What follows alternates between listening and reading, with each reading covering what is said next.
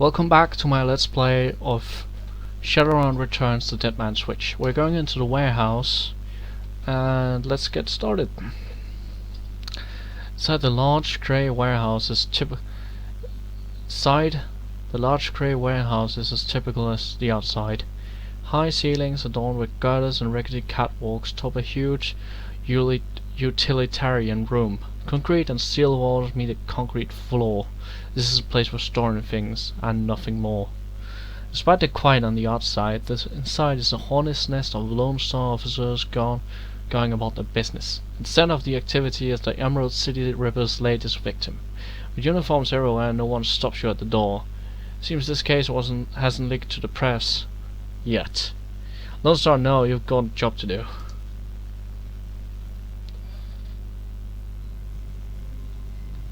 Huh. Okay, let's level up. I have 18 karma to spend. Get some charisma. Maybe that's about time we get some more charisma. Yeah. Let's get some security charisma and some corporate charisma, so we can talk their language.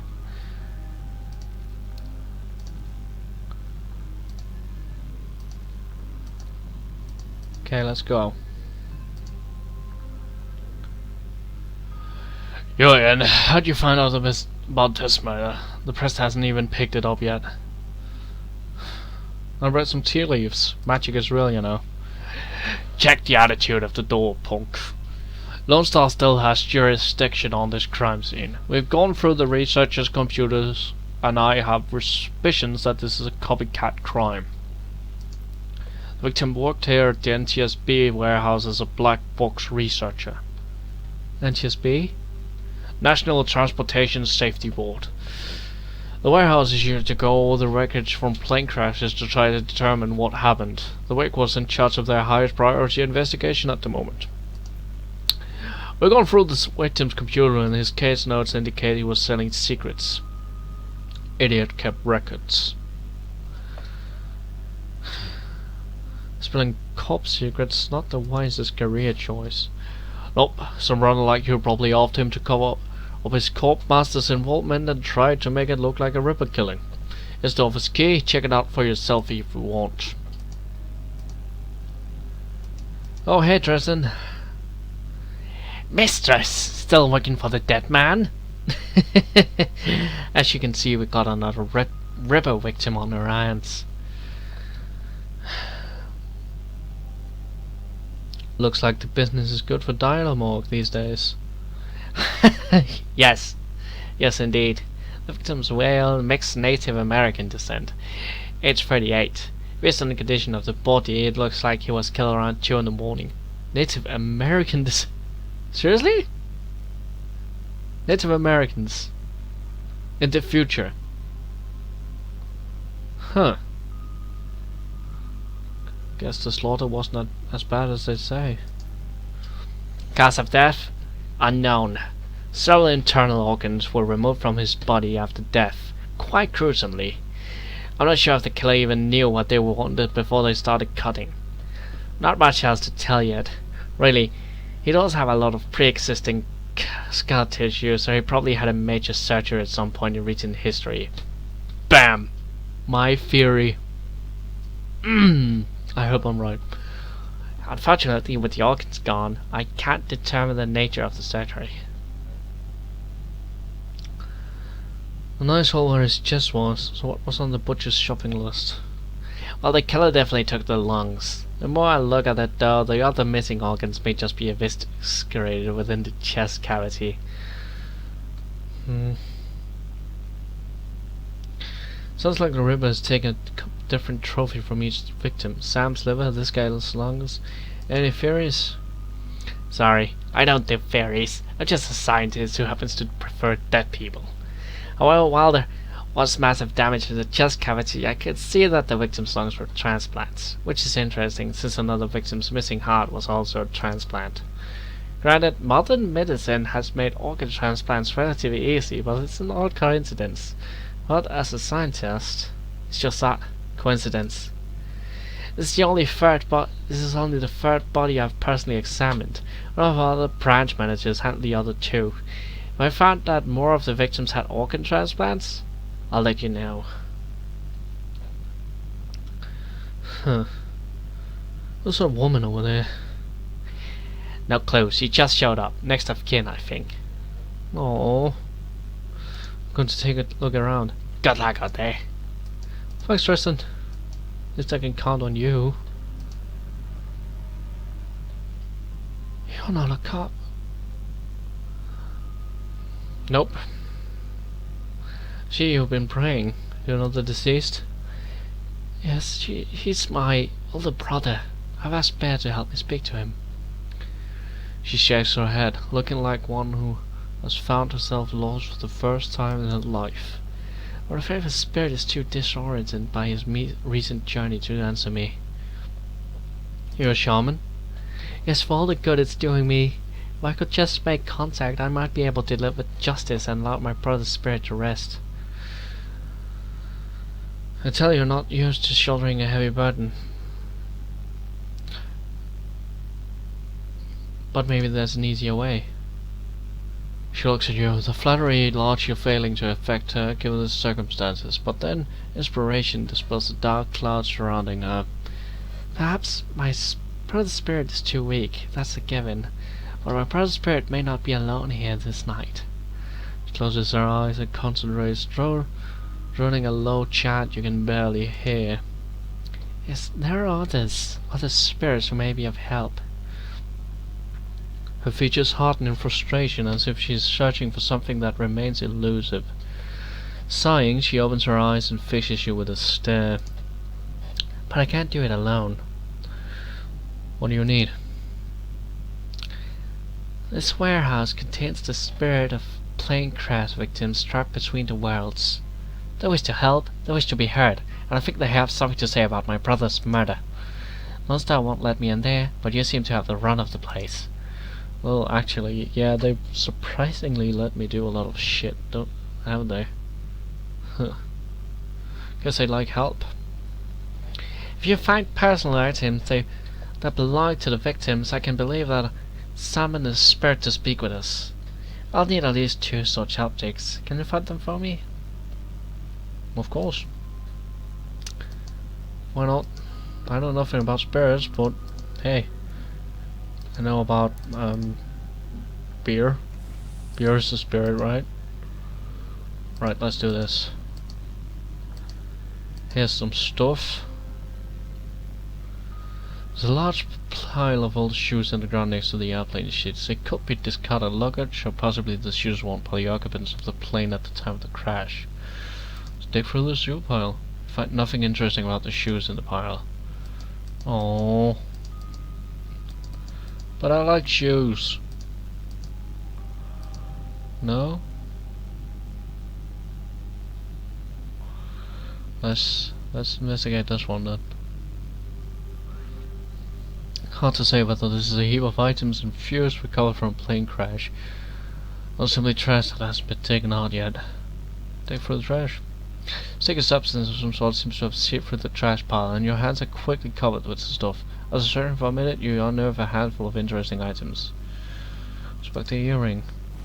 The earring is made out of burnished steel, formed into the shape of a small salmon. An intense primal fear washes over your touch. This must be one of the items the shaman was looking for. Suspect a dented lunchbox. A dented tin lunchbox that's seen better days. You can barely make out the face of a grinning troll on the front. Surprisingly, the crit stick is still functional. You slot it into your PDA and 200 new units added to your account. That's at least something.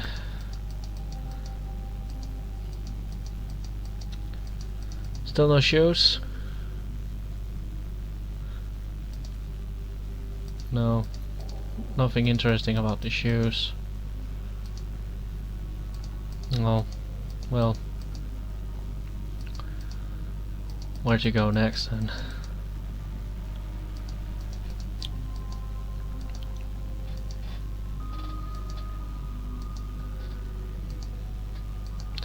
This is creepy. Going through dead people's stuff is creepy.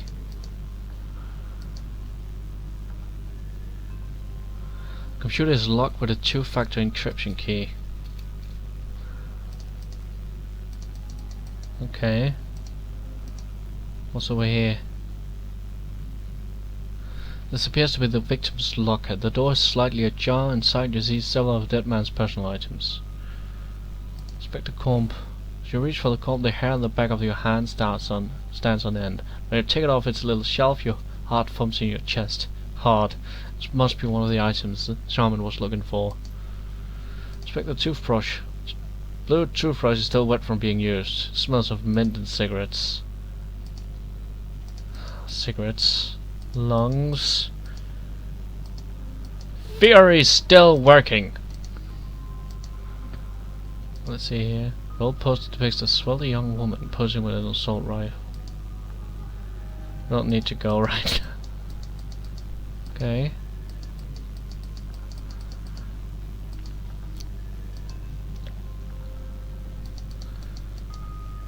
How much more did she need? I don't remember. It feels as though you have found enough objects. Oh, that's good. Thank you. These items are all I will need. It shouldn't take me long to. What the hell is all this? Uh-oh. McCluskey. Officer quiet trails after the detective only meeting your eyes for a moment. She's the victim's sister, sir. She... This is a crime scene, officer, not some Saley's drum circle. Isn't it standard procedure to contact the next of kin? No, that's a corpse, which makes it my business, not get the hell out. Come on, if we stay much longer, I'm liable to do something I'd regret, or worse, something I'd enjoy.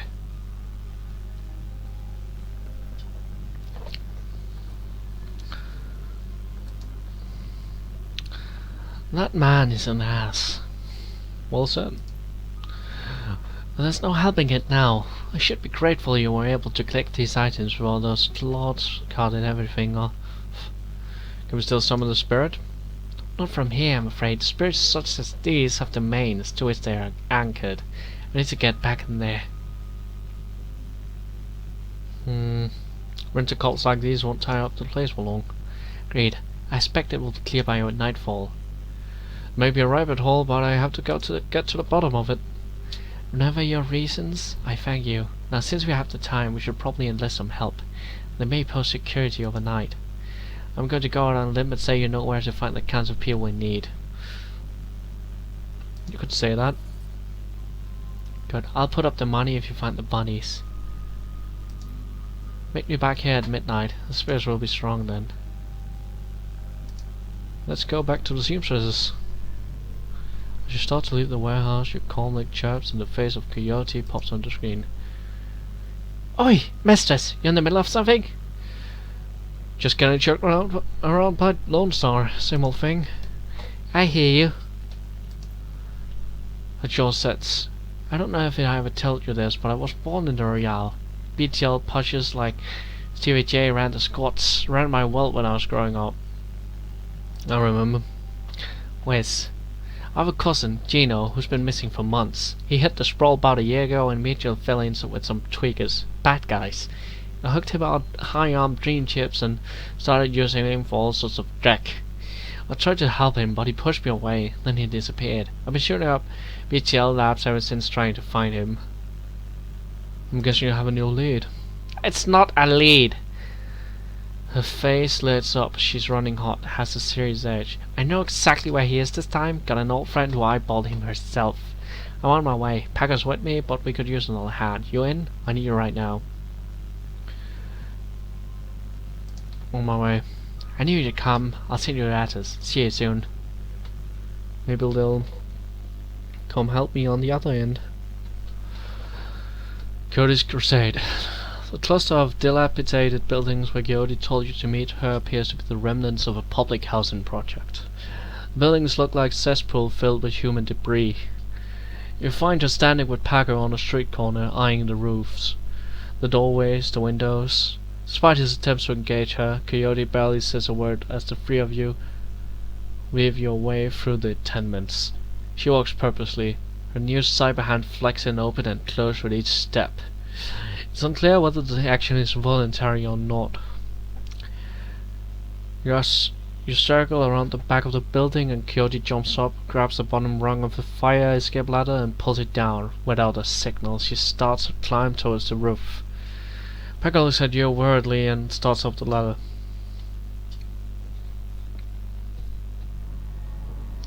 Thanks for meeting us, mistress. I owe you one.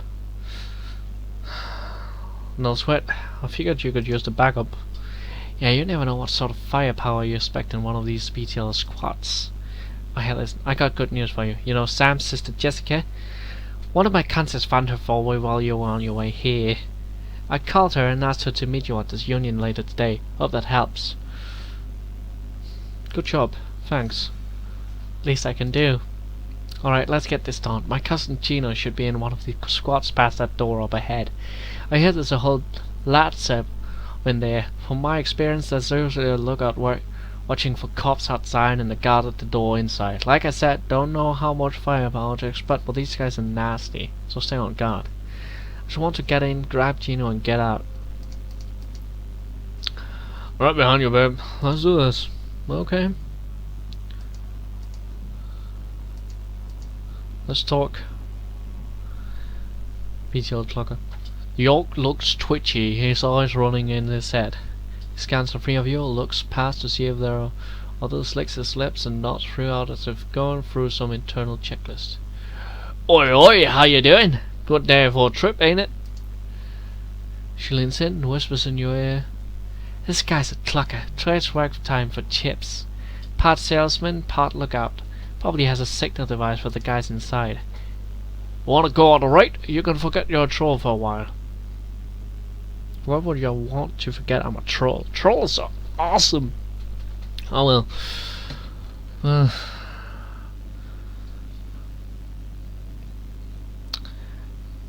What kind of rides can I go on? We got it all. All of it. We got it all, yeah. What you want to do? You want to do some crime? You want to be bad? We can hook you up.